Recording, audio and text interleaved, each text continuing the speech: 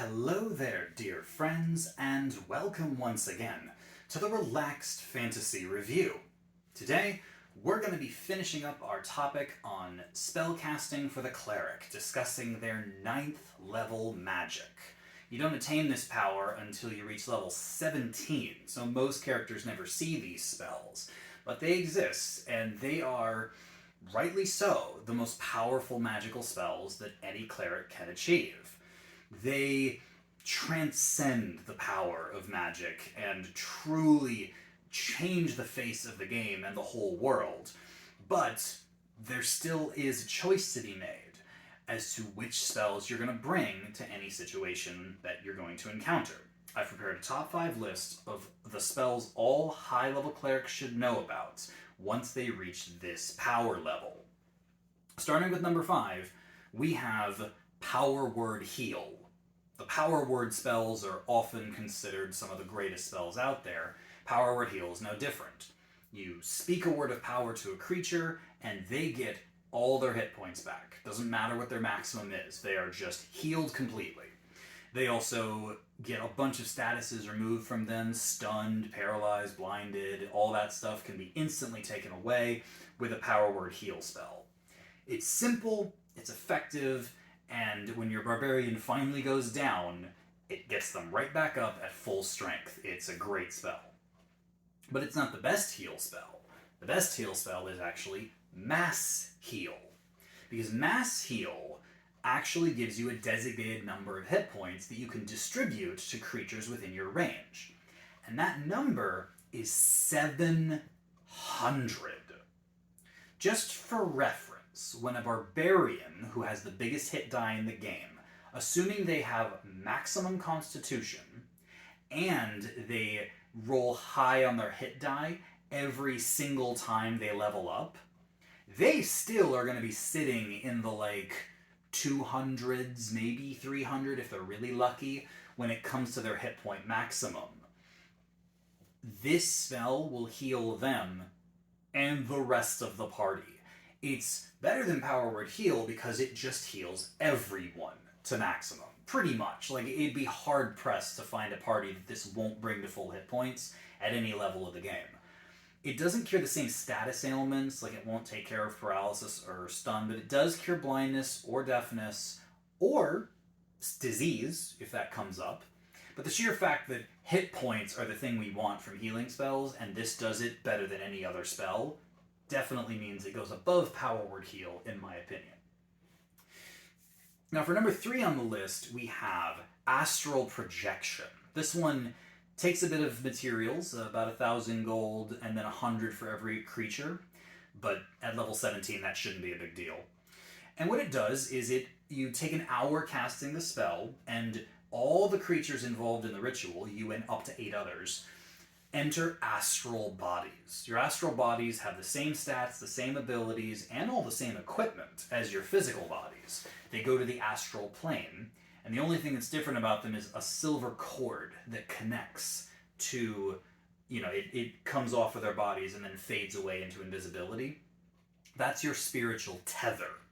The idea is that you enter the astral plane and you can go on a whole adventure in the astral plane in this form. If you are damaged in the astral plane, it doesn't hurt your physical body. Your physical body is left in a suspended animation state where it is asleep, but it doesn't need to eat or drink, nor does it age, so it just remains where it is. You go on adventures in the astral plane with this body, and it has an indefinite limit. You can just do this stuff, and the only way that the spell ends is if you dismiss it, and then all creatures will go back to their bodies. Or if you get killed in your astral body, you don't die, you simply go back to your body, and the spell ends for you. So this is a safe way to traverse the astral plane. The only way to die in your astral body is if a special effect, which damage and spells do not do this. You have to go, something specific has to happen to you that says in its wording that it can cut spiritual tethers. If that happens, your soul and your body are split from each other and you instantly die in both places. But with that exception, you can't die in your astral form. You just drop to 0 hit points and return to your body.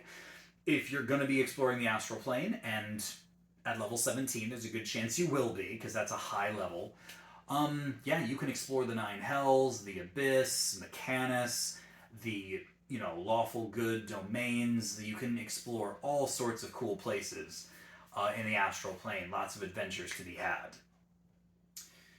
At number 2 on the list, we have the most powerful resurrection spell in the game, True Resurrection. Most resurrection spells require you to have a person's body part to do this, or for them to have been dead for less than a certain amount of time. True Resurrection kind of gets around most of that. You can touch a creature, and it can restore them to life if they died for any reason other than old age, and if they died within the last 200 years. The best resurrection spell before this limited at 100, so this doubles that length. Also, if they're missing body parts, it can fix the body, repair it all, so you just need a piece. But if you still don't have that, you can just speak their name, if you know it. And when you speak their name, a new body will be formed for them. They aren't wounded, they aren't harmed, they come back to life at full health, at full strength. The only real downside to this spell, other than the fact that it's a 9th level spell, is that it takes 25,000 gold pieces worth of equipment to do. So yes, you're going to have plenty of gold at level 17, but even that might be hampered by a True Resurrection spell. So this is one of those spells that very powerful. At no point, it doesn't matter what happened to the person who died. If you know their name, you can bring them back to life, as long as they didn't die of old age. But, so you can resurrect a king that died in a war, you can resurrect, an ancient warrior who died, you can resurrect a lot of cool individuals, and it's great, but it's expensive. The final spell on the Cleric's top list is Gate. A lot of people sleep on Gate because it seems pretty straightforward. You create a portal to another plane of existence. Ethereal plane, astral plane, wherever. And the gate can be 5 feet or 20 feet in diameter, your choice, any size in between. So a creature of any size can fit through it, pretty much. And when you do this, it connects where you're at to wherever you want it to connect to on the other side. So it can create portals, no problem. You can concentrate on them, and they last for 1 minute.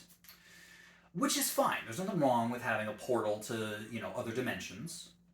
But the cool thing about it actually is that it doesn't just have to connect to locations. It can actually connect you directly to other creatures. If you were, say, in the Feywild, and you have to know the name, of the big bad, and he's in the material plane, or the Shadowfell, or whatever, and you speak his name while you cast the gate spell, not only does the gate spell open where he's at, but it draws him through it with no saving throw and no choice on their part. The gate spell will bring anyone to you that you want to bring to you, as long as they're on a different plane of existence. But if you're on the same plane of existence as them, who cares? Cast Gate one day, go through it to a different place, wait until your spell slot resets, then cast Gate again, and you can bring them to you no matter where they are. Now, once they're there, you have no power over them, they're not charmed, they're nothing like that, so you're going to have to deal with them. But you don't have to navigate, you don't have to search, you don't have to know where they are. You just have to not be on the same plane of existence as them, and you can bring them straight to you. So, you want to fight the big bad? Just call his name and say this spell. The only thing that can block this spell are deity level powers. Like if you want to summon a god from Mount Celestia, for example, or a devil from the 9 hells, they can stop gate spells from summoning them or opening in their realm. But that's it. They're the only ones who can do that. And basically that just means you can't summon God at will or pull him through to your dimension or whatever.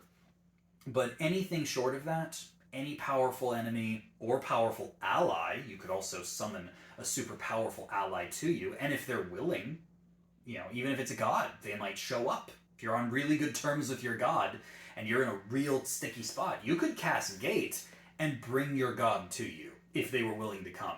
That would actually be really cool. Like, there's a lot of power in this spell, but yeah, it just for the fact that you can summon anyone to you and go anywhere you want, as long as it's not on the same dimension you're in, that's really strong.